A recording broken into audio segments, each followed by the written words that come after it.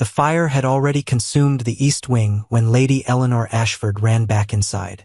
The servants screamed her name. The Duke of Winterbourne stood frozen in the courtyard, his face carved from stone as he watched his wife disappear into the flames. Not for him, never for him, but for the 2 children trapped on the 3rd floor. His children, the ones he had sworn on their wedding night 3 years ago that he would never allow her to mother. "I want no heirs from you," he had said, his voice cold as winter frost. "You will have your title, your position, your comfort. But my children belong to their mother's memory. You are nothing to them. You will never be anything to them." Eleanor had not argued. She had simply nodded, her hands folded in her lap, her eyes dry. She had known what this marriage was when she accepted it. A transaction, an alliance. Her ruined family name was exchanged for his desperate need for respectability after scandal had nearly destroyed his late wife's reputation. But now, as flames licked the manor's ancient stones and smoke billowed black against the October sky, Eleanor had made a different choice entirely. She had run toward the screams of 6-year-old Charlotte and 4-year-old James, not away from them. And Adrian Blackwood, the Duke of Winterbourne, the man who had locked his heart in ice for 3 years, felt something crack inside his chest. Something that felt terrifyingly like fear. 3 years earlier, London, the height of the season. Eleanor Ashford had been the most pitted woman in London society, and she knew it. At 23, she should have been married years ago. Instead, she sat in drawing rooms while matrons whispered behind fans, while debutantes looked at her with a mixture of sympathy and relief that they were not her. The Ashford scandal had been spectacular even by Tun's standards. Her father, the Earl of Ashford, had gambled away the family fortune. Not discreetly, not over years, but in one catastrophic night at a hell in 7 dials. The debts were staggering. The creditors were ruthless. And when the Earl had put a pistol to his head rather than face the consequences, he had left behind a widow, 3 daughters, and ruins. Eleanor, as the eldest, had understood immediately what was required. She would marry, quickly, to anyone who would have her. Someone who needed something she could offer, a name, perhaps, or connections, or simply the appearance of respectability. The Duke of Winterbourne needed exactly that. Adrian Blackwood had been widowed 2 years prior. His wife, Catherine, had died in childbirth with their 3rd child, a son who had lived only 3 days. The circumstances surrounding her death had been whispered about in the darkest corners of society. There had been a physician, young and handsome, who had attended her during her confinement. There had been letters found after her death. Letters that suggested impropriety. Nothing proven, nothing definite, but enough to stain. The Duke had retreated to Winterbourne Manor in Northumberland with his 2 surviving children and had not returned to London for 2 years. When he finally did, it was with a specific purpose: to find a wife who would give him back his standing in society, who would be above reproach, who would ask nothing of him emotionally. Lady Eleanor Ashford, desperate and practical, was perfect. Their courtship lasted 3 weeks. It consisted of 5 formal meetings, always chaperoned, always brief. They discussed settlements, expectations, and boundaries with the cold efficiency of solicitors drawing up a contract. "I will provide for you and your family," Adrian had said during their 4th meeting, his gray eyes as expressionless as winter fog. "Your mother and sisters will have dowries, a house in Bath. You will have everything a duchess could want, except my affection." That died with Catherine. Eleanor had met his gaze without flinching. "I understand perfectly, Your Grace. I require only security for my family. Nothing more. And the children," he had continued, his voice hardening. "Charlotte and James are Catherine's. I will not have them confused or hurt by a replacement mother. You will be civil to them, of course, but distant. They have a nurse, a governess. They need nothing from you. As you wish." He had studied her for a long moment, searching for signs of resentment or wounded pride. He found none. Lady Eleanor Ashford's face was a mask of perfect composure. "Good," he finally said. "Then we understand each other." They were married 4 weeks later in a small ceremony at St. George's, Hanover Square. Eleanor wore gray silk, not white. Adrian's children did not attend. The reception was brief and formal. Their wedding night was even briefer. Adrian came to her room as duty required. He was not cruel, not rough, but he was distant, performing an obligation with cold efficiency. When it was done, he had risen, dressed, and paused at the door. "I want no heirs from you," he had said, not looking at her. "Catherine gave me 2 children. That is enough. You will have your own rooms, your own life. I will not trouble you again in this manner." Eleanor had pulled the sheets up to her chin, her body still trembling slightly. "I understand, Your Grace." "Adrian," he had said, surprising her. "In private you may call me Adrian. We are married, after all." Then he left, and for 3 years he had kept his word. He was civil, distant, and correct. He provided everything material. He asked nothing personal. He treated Eleanor exactly as he might treat a particularly competent housekeeper, with respect for her efficiency and absolutely no interest in her heart. Eleanor, for her part, had accepted her role with quiet dignity. She managed the household. She hosted dinners when required. She was everything a duchess should be: elegant, proper, and invisible. And she watched Adrian's children from a distance, never approaching, never offering affection they had been taught not to want from her, until the day she realized she loved them anyway. It began with small, stolen moments. Eleanor would pass the nursery and hear Charlotte's laughter. She would see James in the garden, his small face serious as he examined beetles. She would watch them at dinner on the rare occasions Adrian allowed them to join the adults, noting Charlotte's carefully perfect manners and James's tendency to swing his legs under the table when he thought no one was looking. She was not supposed to care. She had promised not to care. But Eleanor had always been terrible at keeping promises to herself. 6 months into the marriage, she made her first transgression. Charlotte had been crying in the library. Eleanor heard it while passing soft, muffled sobs that the 6-year-old was clearly trying to hide. The governess was nowhere in sight. Eleanor knew she should walk on, should summon Miss Pemberton, should not interfere. Instead, she opened the door. Charlotte sat curled in the window seat, her face pressed against her knees, her small shoulders shaking. She looked up when Eleanor entered, her eyes widening with something like fear. "I beg your pardon, Your Grace," Charlotte said immediately, scrubbing at her face. "I did not mean to disturb anyone. I will go at once." The formality in that little voice, the terror of being a burden, broke something in Eleanor's carefully maintained composure. "You're not disturbing anyone, Charlotte," Eleanor said gently, moving closer. "May I sit with you?" Charlotte hesitated, clearly uncertain of the rules.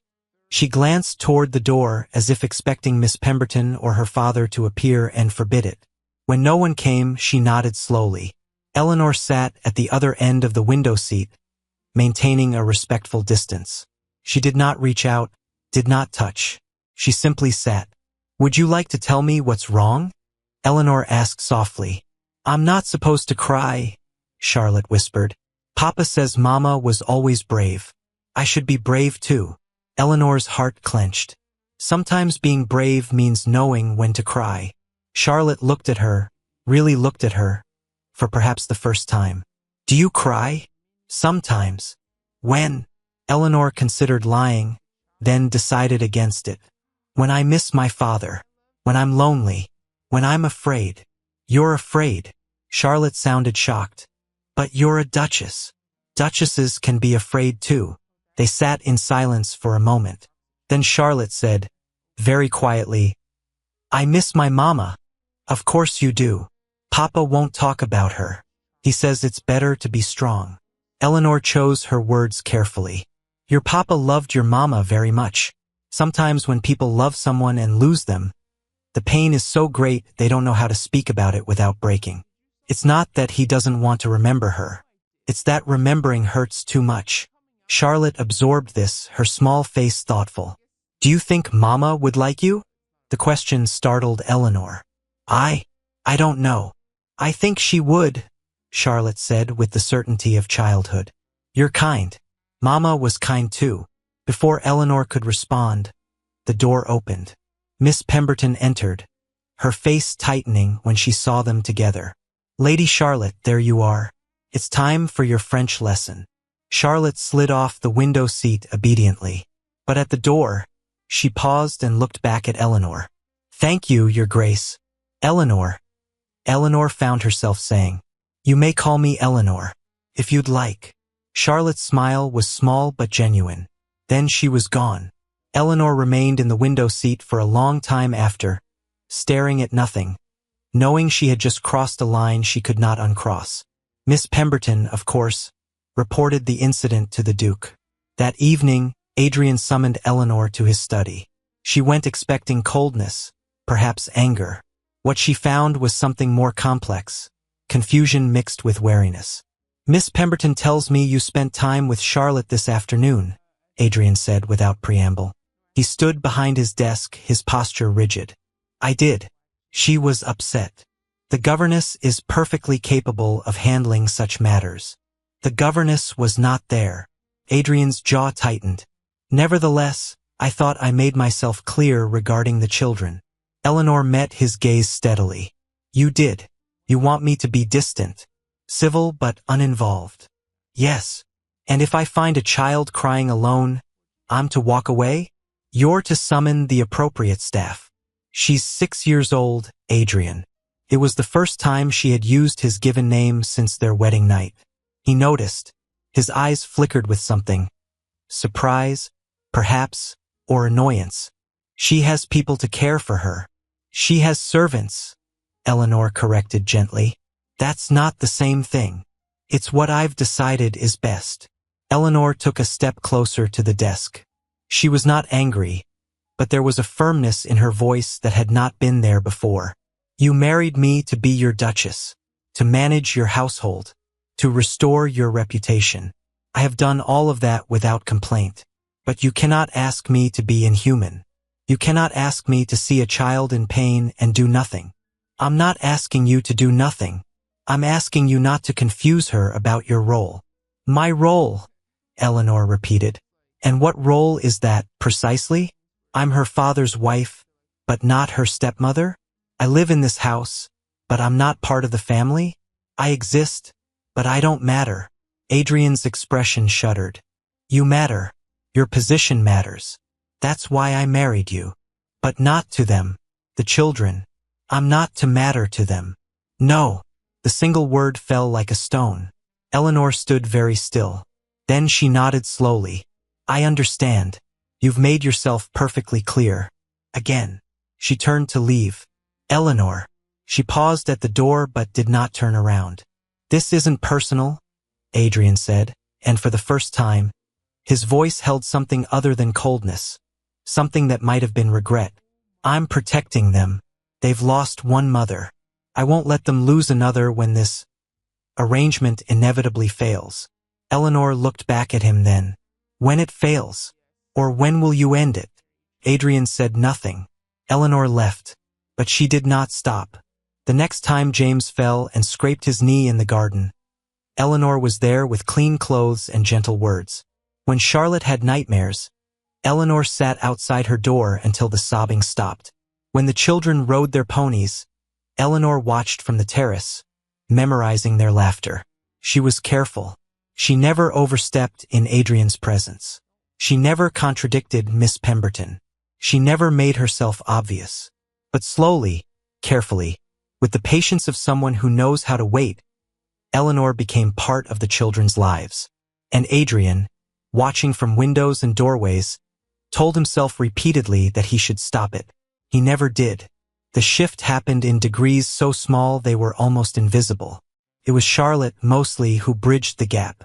At 7 years old, she possessed her father's intelligence and her late mother's warmth, a combination that made her both observant and determined. She had decided, with the absolutism of childhood, that she liked Eleanor. And Charlotte, once decided, was immovable.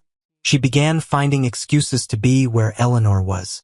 If Eleanor read in the morning room, Charlotte would appear with her own book. If Eleanor walked in the garden, Charlotte would ask Miss Pemberton if she might take her constitutional at the same time. These encounters were always brief, always proper. They would exchange pleasantries, perhaps discuss Charlotte's lessons or the weather.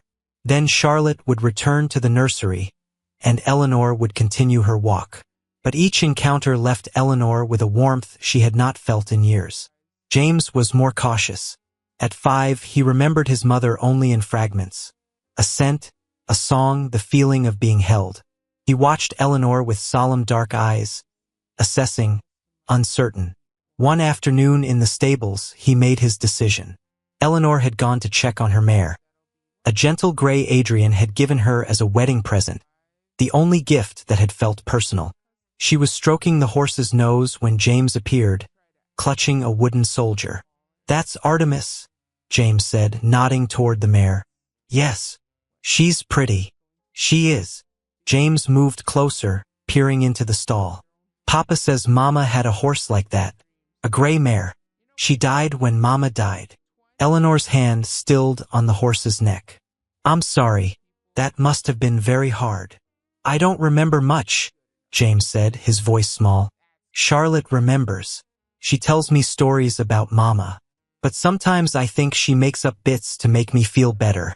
That's what big sisters do." James looked up at her. "Do you have sisters?" "I do. 2 younger sisters." "Do you tell them stories?" "I used to, before I came here." "Why don't you anymore?" Eleanor knelt down to James's level, mindful not to crowd him. "They live in Bath now with my mother. I don't see them very often." James absorbed this seriously. "Do you miss them?" "Every day. I'd miss Charlotte if she went away." He paused, then held out the wooden soldier. "This is Captain Winters. He's very brave. Would you like to hold him?" Eleanor understood the weight of what was being offered. She accepted the soldier with appropriate reverence. "He looks very brave indeed. Papa gave him to me before Mama died. Charlotte says Mama picked him out. Then he must be special." James nodded. Then, with the sudden decisiveness of childhood, he said, "You can visit him sometimes if you like. Captain Winters, he lives in the nursery." "I would be honored." James smiled, quick and bright and gone in an instant. Then he took Captain Winters back and ran off toward the house, leaving Eleanor kneeling in the stable aisle with her heart full of something dangerously close to love. Adrian noticed the changes, of course. He noticed everything about Eleanor, though he told himself it was merely the vigilance of a man protecting his household. He noticed that Charlotte laughed more often, that James's nightmares decreased, that both children seemed lighter somehow, less burdened by grief that was too heavy for such small shoulders. He noticed that Eleanor never overstepped. She did not contradict Miss Pemberton. She did not undermine his authority. She simply existed in the children's orbit, steady and warm as sunlight. It troubled him more than he wanted to admit. One evening, he found Charlotte showing Eleanor her watercolors in the drawing room. They were seated on the floor, which was decidedly improper, surrounded by papers covered in bright, messy flowers. "This one is a rose," Charlotte was saying seriously. "It's supposed to be pink, but I made it a bit purple by accident.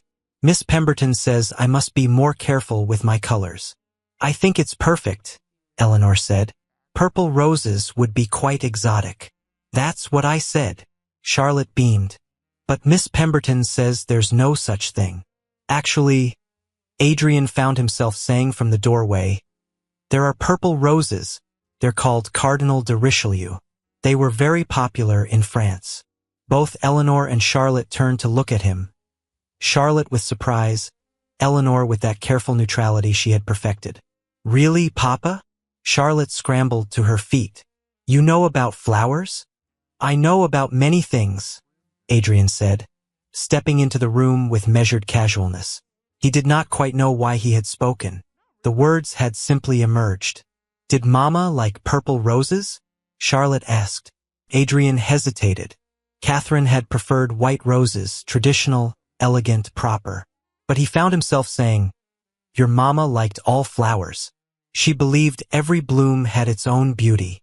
Charlotte seemed to glow with this small revelation. "I shall paint more purple roses, then. For Mama." She gathered her papers carefully, and then, before Adrian could prepare himself, she kissed Eleanor's cheek. Thank you for looking at my paintings, Eleanor. Then she was gone, leaving Adrian and Eleanor alone in the drawing room. The silence stretched, not quite comfortable, not quite hostile. I apologize, Eleanor said, rising gracefully. I should have maintained more proper decorum. Miss Pemberton would be horrified to see Charlotte sitting on the floor. Miss Pemberton is not here. No, but… Eleanor. Adrian stopped her before she could leave. Charlotte seems happier. Eleanor turned slowly. Does that displease you? No. The admission cost him something. No, it doesn't. Then what does? Adrian moved to the window, his back to her, hands clasped behind him in the military stance he adopted when uncertain. When I married you, I believed I had erected sufficient boundaries, sufficient protections. For them. For myself. And now I find those boundaries have become permeable without my noticing when or how. Eleanor remained silent, letting him work through whatever he needed to say. The children have become attached to you, Adrian continued, his voice strained. I did not intend for that to happen. Would you like me to stop? Eleanor asked quietly. I will, if you command it. I will return to being nothing but civil and distant. Adrian turned to face her then. In the lamplight, she looked smaller than usual, vulnerable in a way she rarely showed. Her hands were clasped tightly at her waist, knuckles white with tension. She was preparing to lose them, he realized, preparing to step back into the cold emptiness of their arrangement. The thought should have brought relief. Instead, it felt like a loss. No, he heard himself say. No, don't stop. Eleanor's eyes widened slightly. They need. Adrian struggled for words. For honesty he had not allowed himself in years. They need more than I can give them. I love them, but I don't know how to. Catherine was warm, demonstrative. I am not. I've tried to be both a mother and a father both, but I'm failing at the former. You're not failing them, Eleanor said softly. I'm not succeeding. Adrian's jaw tightened. And you are. Without trying, without even wanting to initially, you're succeeding where I cannot. Adrian, let me finish. He drew a breath. What I'm trying to say, badly, is that I am grateful for what you've done, for what you are to them. I know I have no right to be grateful when I forbid it, when I pushed you away. But I am. Eleanor moved closer, not quite touching, but near enough that Adrian could smell her lavender soap. You're not pushing me away now. No. His voice dropped. I'm not. I should be. It would be safer. But I'm not. Safer for whom? He didn't answer. Couldn't answer. Because the truth was too dangerous. Safer for him. Safer for his carefully guarded heart. Eleanor seemed to understand anyway. She always seemed to understand things he didn't say. Charlotte asked me today if I thought her mama would like her purple roses, Eleanor said softly. I told her I believed her mama would love anything Charlotte created. That was the right answer. I also told her that her mama was watching from heaven and was very proud of her. Adrian's throat tightened. I will never try to replace Catherine, Eleanor continued. She was their mother. She will always be their mother. But if you'll allow it, if they want it, I would like to be something. Someone who loves them. Who they can come to when they're frightened or hurt or simply need someone who isn't a governess. A second mother, Adrian said. If they'll have me. He studied her face. The honesty there, the vulnerability, the quiet strength. Eleanor Ashford had been thrust into an impossible situation and had navigated it with more grace than he'd had any right to expect. I think, Adrian said slowly, they already do have you, and I think Catherine would approve. It was the first time he'd spoken his late wife's name to Eleanor without pain. The first time he'd allowed the possibility that Catherine's memory and Eleanor's presence could coexist. Eleanor's eyes grew bright. Thank you. Adrian nodded, unable to trust his voice further. Then, because he still didn't know how to be anything but formal, he excused himself and left. But the boundaries had shifted irrevocably. And in the months that followed, they continued to shift. It was Charlotte who started calling her Mama Eleanor. James, always more careful, used Eleanor in his father's presence and Mama when they were alone, as if testing whether he was allowed such affection. Eleanor treasured both versions equally. Dinners became family affairs. Adrian found himself lingering after the children went to bed, discussing James's progress with his pony or Charlotte's talent for watercolors. These conversations would drift to estate business, to politics, to books they'd both read. Adrian discovered that Eleanor had opinions. Sharp ones. She read newspapers and discussed parliamentary matters with the intelligence of someone who actually understood policy. She could debate the corn laws with the same ease she managed household accounts. It was unsettling and fascinating. One night, after a particularly spirited discussion about Catholic emancipation, Adrian caught himself smiling. It had been 3 years since he'd smiled genuinely. Since Catherine's death, smiles had been performances, social obligations fulfilled with the minimum required effort. This was different. This was real. Eleanor noticed. "What?" "Nothing," Adrian said quickly. Then, because dishonesty seemed suddenly impossible, "I was just thinking that you're not what I expected." "Is that a compliment?" "I believe it might be." Eleanor laughed. A genuine, unguarded sound he'd never heard from her. "Then I shall accept it as one." The ease between them should have felt dangerous. Instead, it felt natural, as if this had been waiting beneath the cold formality all along. But Adrian told himself it was friendship, partnership, nothing more. He continued telling himself that even as he found excuses to seek Eleanor's company, even as he noticed the way candlelight caught in her dark hair, even as her laugh became the sound he most wanted to hear, he was still telling himself that on the day his world caught fire, it began with Mrs. Halloway's candle.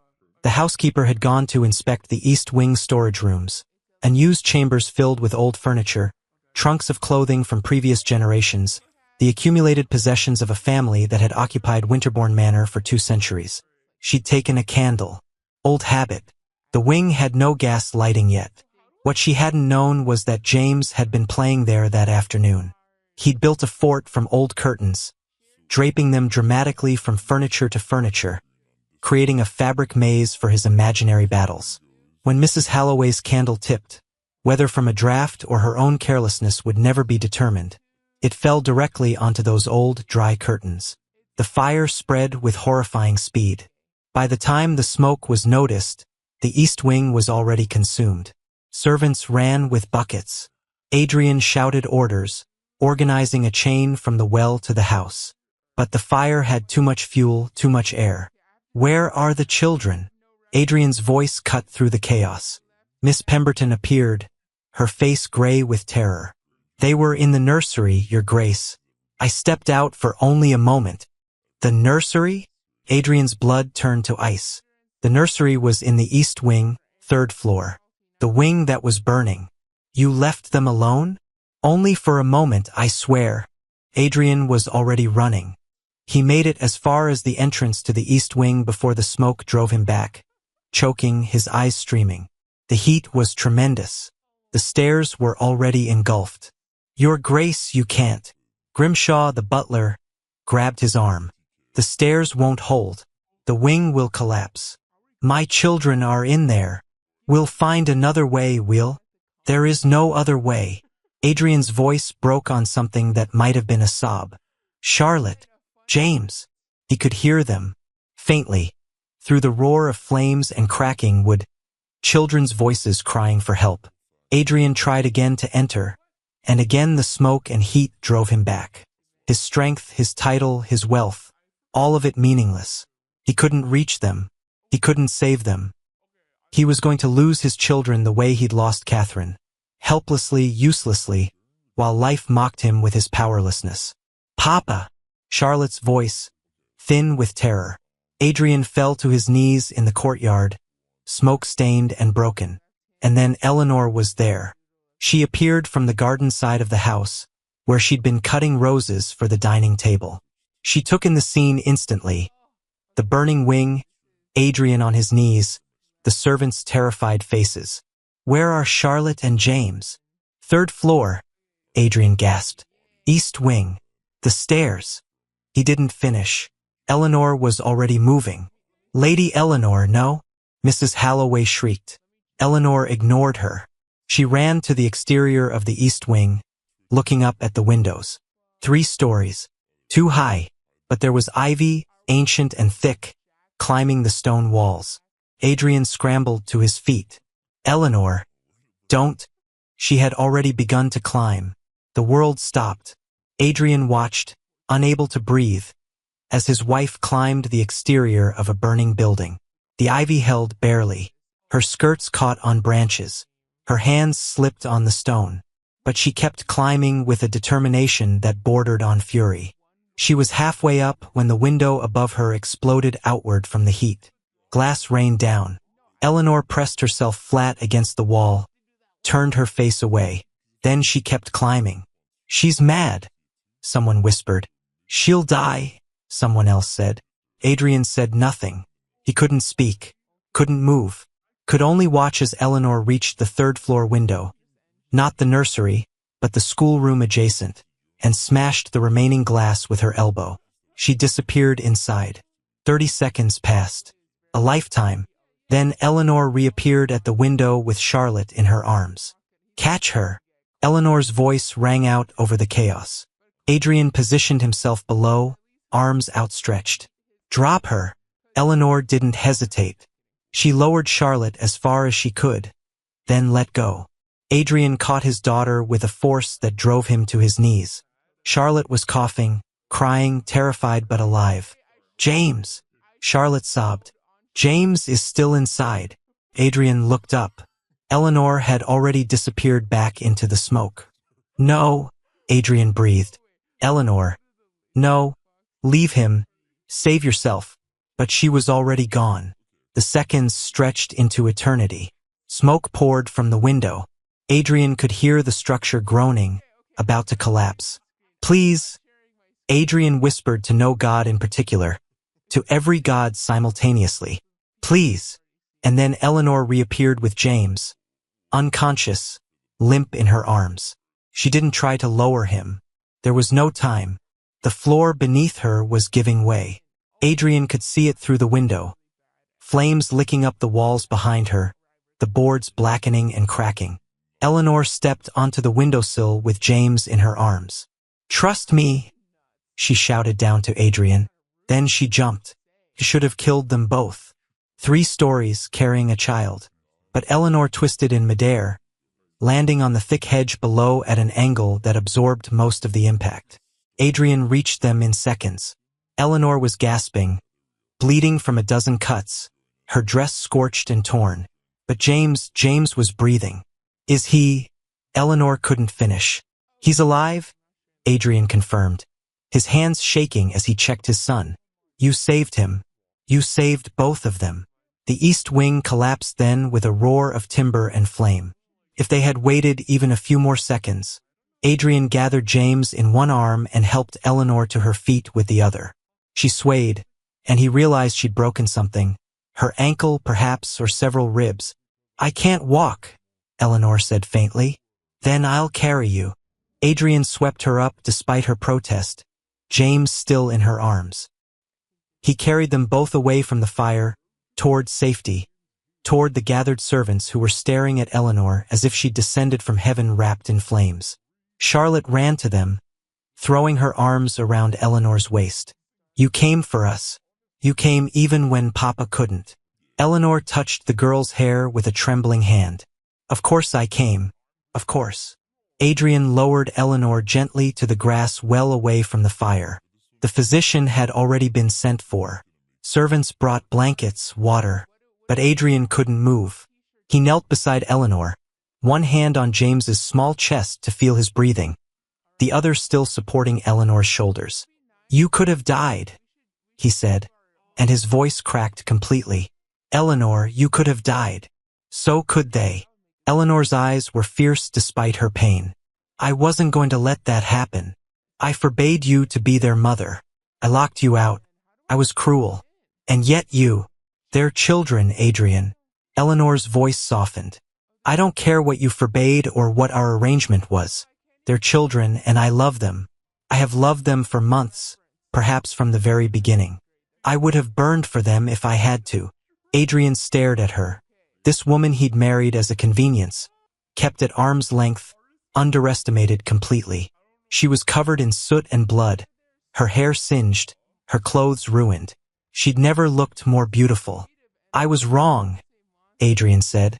The words pulled from someplace deep and unguarded. About everything. About you. About what you mean to them. About. James stirred, coughing. His eyes fluttered open. Mama? He said, looking at Eleanor. Not Eleanor. Not even Mama Eleanor. Just Mama. Eleanor's face crumpled. She gathered James closer, pressing her face to his hair, her shoulders shaking with silent sobs. Adrian closed his eyes, the last of his carefully constructed walls crumbling to ash. He had tried for 3 years to keep Eleanor at a distance, to preserve Catherine's memory by refusing to let anyone else matter. What a fool he had been. What a profound, catastrophic fool. The physician confirmed Eleanor's injuries. A broken rib, a sprained ankle, burns on her hands and arms, and smoke damage to her lungs. She would need weeks to recover. Months, perhaps, to fully heal. She would bear the scars forever. You're fortunate to be alive, Your Grace, Dr. Matthews said soberly. What you did was extraordinarily dangerous. I know. Then why? Because they're my children, Eleanor said simply. Wouldn't you do the same? Dr. Matthews had no answer for that. Adrian sat with Eleanor that night.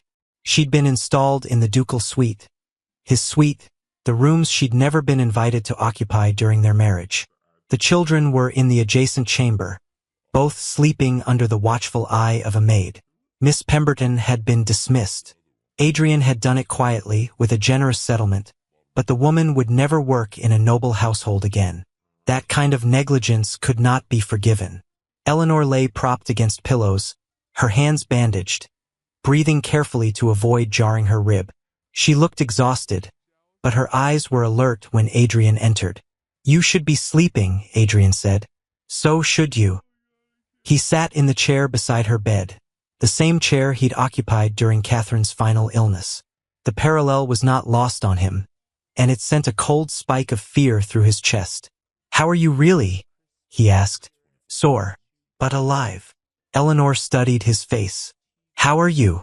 Adrian let out a sound that might have been a laugh if it weren't so broken. You nearly died saving my children, and you're asking how I am? You looked rather devastated when I jumped. Rather devastated, Adrian repeated. Eleanor, I watched you climb a burning building and leap from a third-story window.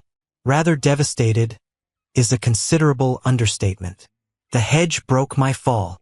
You broke your ankle. Better my ankle than my neck. Eleanor's attempt at levity fell flat.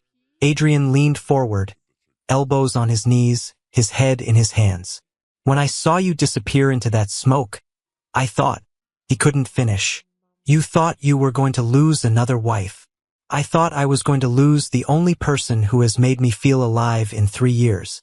The confession came out raw, unplanned. Eleanor went very still. Adrian looked up, met her eyes. I have been a coward. For 3 years, I have hidden behind grief and duty and the excuse that I was protecting my children. But I wasn't protecting them. I was protecting myself.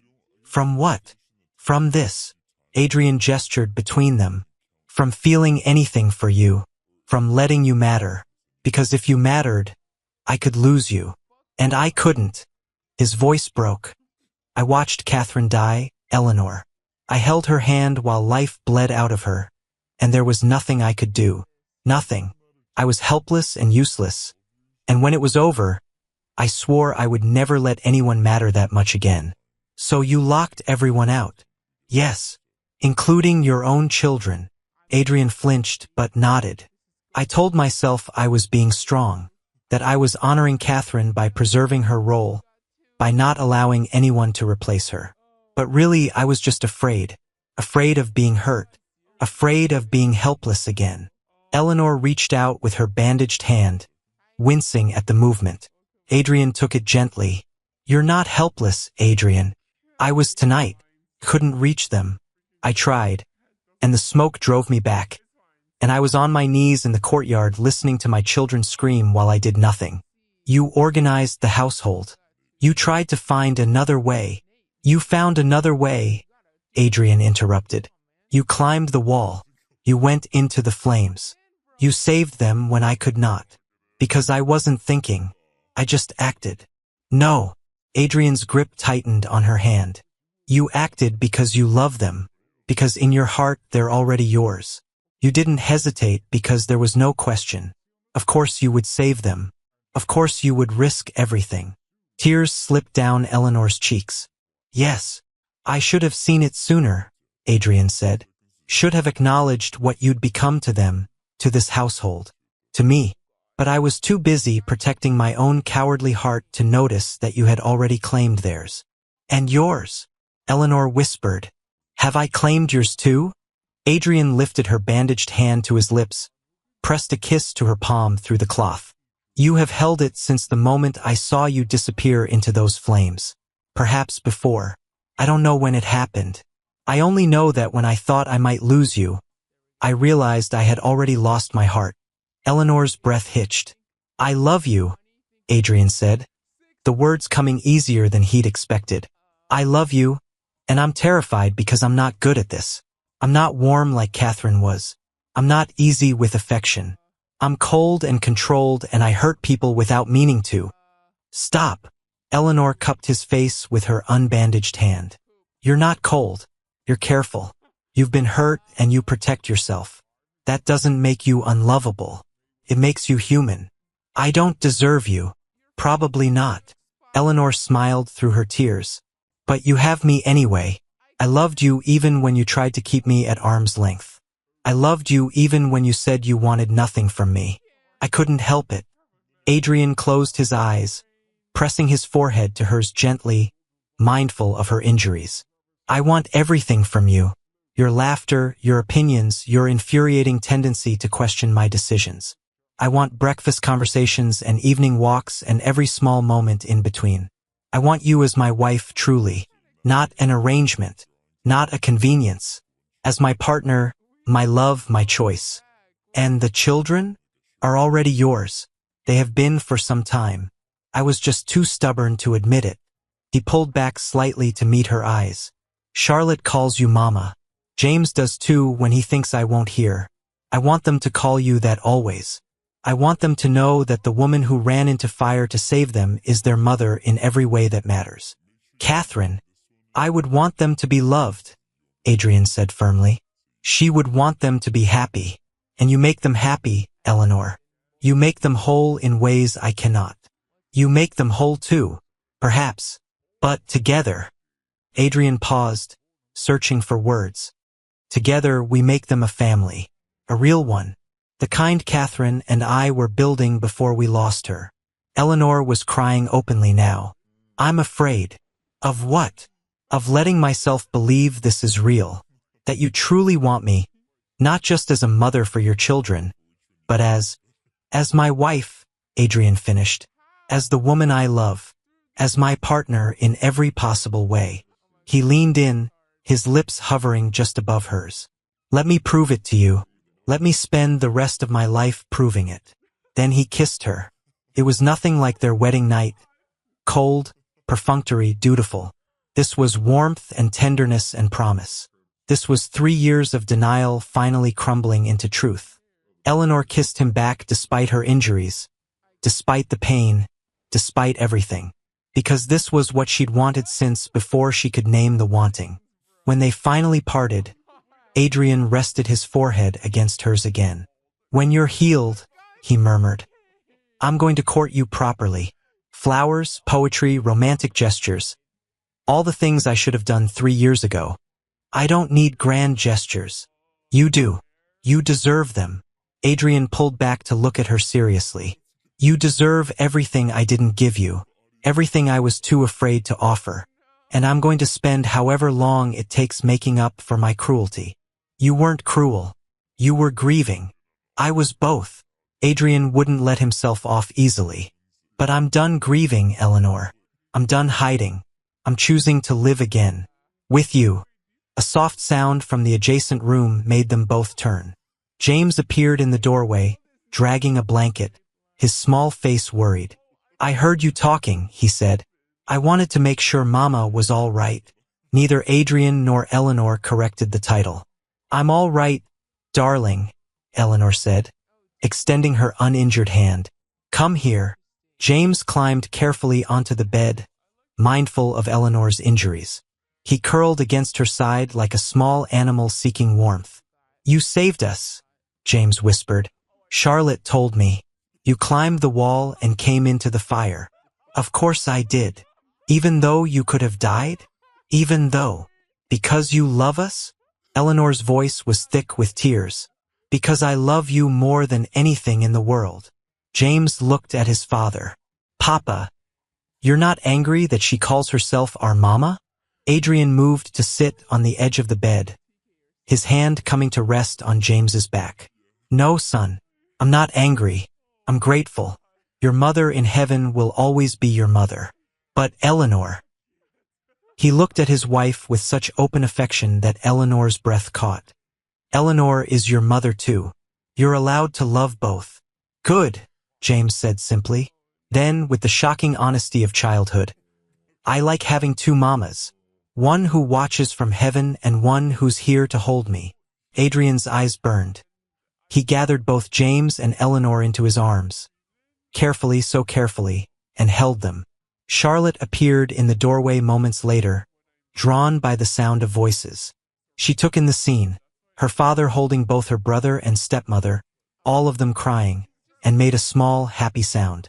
"Does this mean Eleanor is really our mama now?" Charlotte asked, climbing onto the bed as well. "Not just in secret?" "Yes," Adrian said firmly. "She is your mama in every way that matters. If anyone asks, if anyone questions, you tell them that. Do you understand?" "Yes, Papa." Charlotte nestled against Eleanor's other side. "I'm glad. I've wanted to call her Mama for ages. But Miss Pemberton said it was improper." "Miss Pemberton is gone," Adrian said. "And from now on, proper is whatever this family decides it is." They stayed like that for a long time, the four of them tangled together on the bed, injured and smoke-stained and absolutely whole. This, Adrian thought, was what he should have had from the beginning. This warmth, this connection, this family. He'd nearly lost it through his own stubbornness and fear. Never again. Eleanor's recovery took weeks. Adrian rarely left her side except when the estate business absolutely demanded it. He read to her, brought her meals, carried her when she needed to move from one room to another. The children were constant visitors. Charlotte brought her watercolors to show Eleanor. James brought Captain Winters and narrated elaborate battles that usually ended with the brave captain saving a princess. The princess, Adrian noticed, always had brown hair like Eleanor. Slowly, Eleanor healed. The burns scarred, silvery marks on her hands and forearms that she would carry forever. The broken rib mended. The sprained ankle regained its strength. And through it all, Adrian courted her as he'd promised. He brought her roses, purple ones, like Charlotte's paintings. He read her poetry in the evenings. He took her on slow walks through the gardens, supporting her weight when her ankle tired. He talked to her about everything. His fears, his grief over Catherine, his guilt about how he'd treated Eleanor for 3 years. He held nothing back, gave her every broken piece of himself, and trusted her not to cut herself on the shards. Eleanor, for her part, did the same. She told him about the shame of her father's suicide, the desperation of being unmarriageable, the loneliness of their early marriage.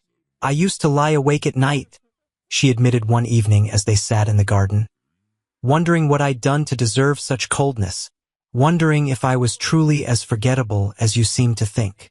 Adrian's hands tightened on hers. "I'm so sorry. I know, but I need you to understand. That hurts. It hurts every day. I know, and I can never undo it. But Eleanor..." He turned to face her fully. "You were never forgettable. You were terrifying." Eleanor blinked. "Terrifying? You walked into my carefully ordered life and disrupted everything without even trying. You were competent, intelligent, and kind. You made my children smile. You made me feel things I'd sworn never to feel again." Adrian's voice roughened. So I told myself you didn't matter, that you were just a convenience. Because if you mattered, if I let you in, I would be vulnerable again. And vulnerability had already destroyed me once. And now I know that vulnerability is the price of love. And you are worth that price. You are worth any price.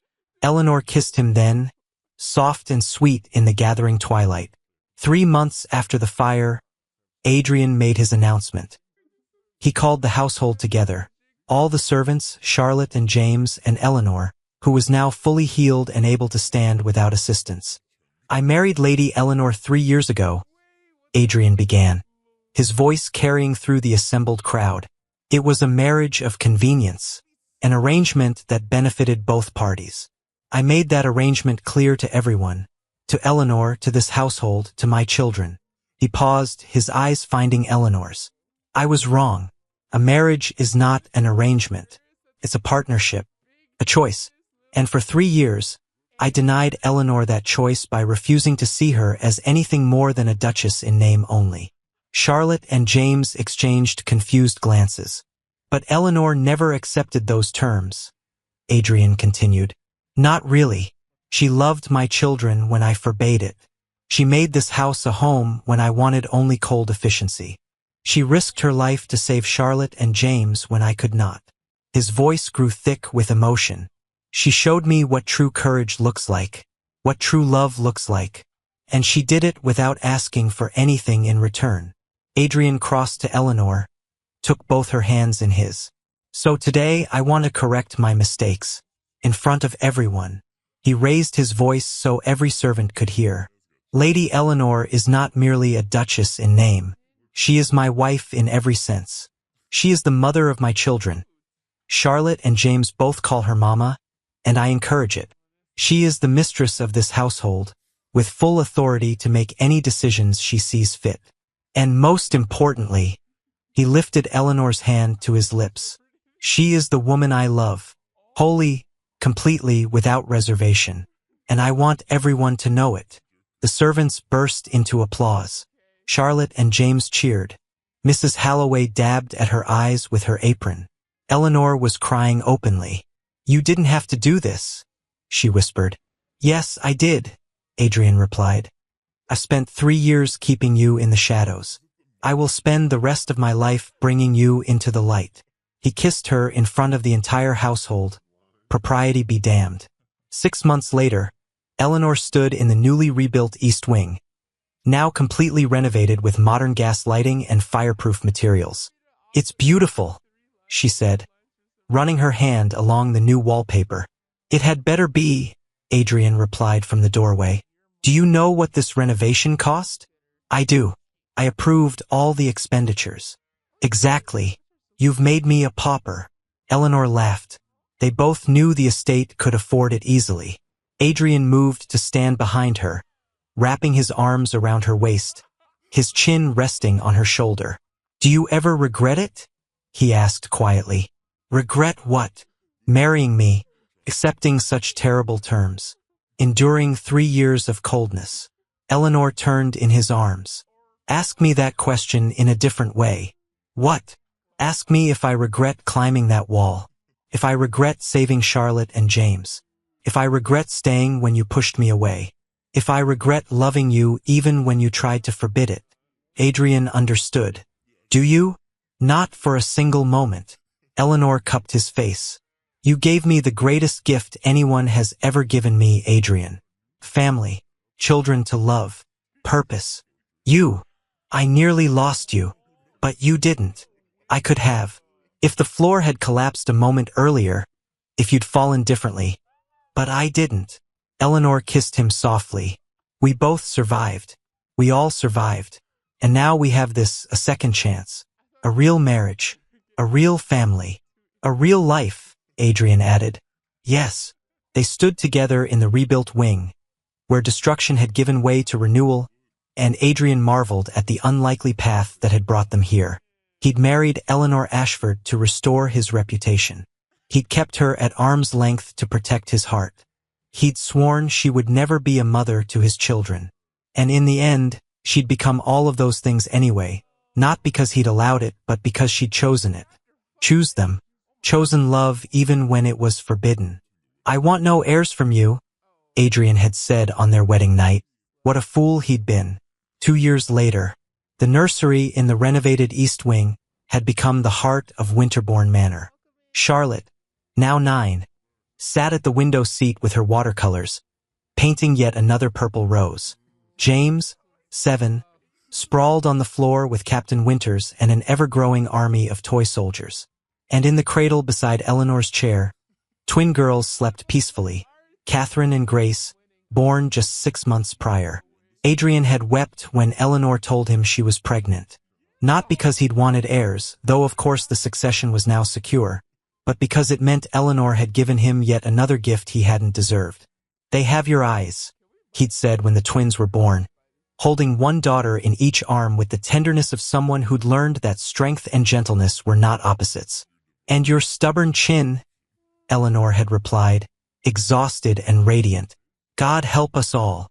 Now, Adrian watched his family from the doorway of the nursery and felt something that had been absent for so many years. Peace. Charlotte looked up from her painting. "Papa, come look. I finally got the color right." Adrian crossed the room, examined the purple rose carefully. "It's perfect." Really? Your mother," he paused. "Catherine, I mean, your first mama. She would have loved this." Charlotte smiled. "I know. I feel like she's watching sometimes. Like she's happy we found Eleanor." "I think she is." James looked up from his soldiers.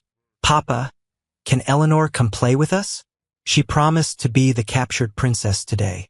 "I believe Eleanor is feeding your sisters," Adrian replied. "We can wait," Charlotte said. "The best stories are worth waiting for." Adrian's throat tightened with emotion. "Yes, they are." That evening, after the children were asleep and the twins had been fed and settled, Eleanor and Adrian walked through the gardens.